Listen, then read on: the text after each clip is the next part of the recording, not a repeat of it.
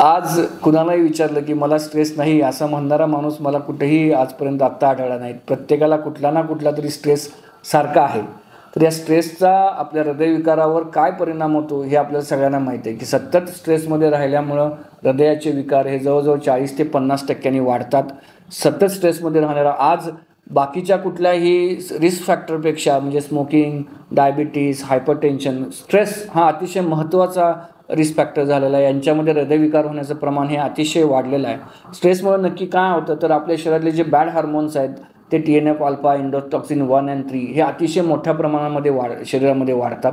आणि जे good hormones आहेत ज्याला आपण एन्डॉर्फिन्स असं म्हणतो ते अतिशय कमी प्रमाणामध्ये शरीरामध्ये राहतात.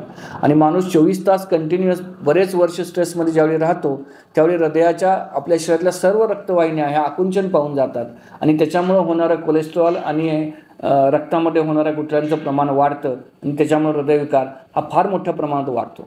आणि दुसरी गोष्ट अतिशय महत्त्वाची की स्ट्रेसमुळे जाणारा जो हृदयविकार आहे त्याला ज्यावेळी आपण ट्रीटमेंट करतो तो अनरिस्पॉन्सिव्ह असतो. म्हणजे नॉन स्ट्रेसच्या हृदयविकाराला आपण जे ट्रीटमेंट देतो तो पेशंट आपल्याला रिस्पॉन्स लवकर करतो. आणि जर स्ट्रेसमुळे जाणारा किंवा सतत स्ट्रेसमध्ये असणाऱ्यांना ज्यावेळी हृदयविकार असतो त्यावेळी मात्र तो ट्रीटमेंटला सुद्धा रिस्पॉन्स फार कमी प्रमाणात करतो. त्यामुळे स्ट्रेस या गोष्टीकडे आपण स्वतःच अतिशय लक्ष देणं गरजेचं आहे.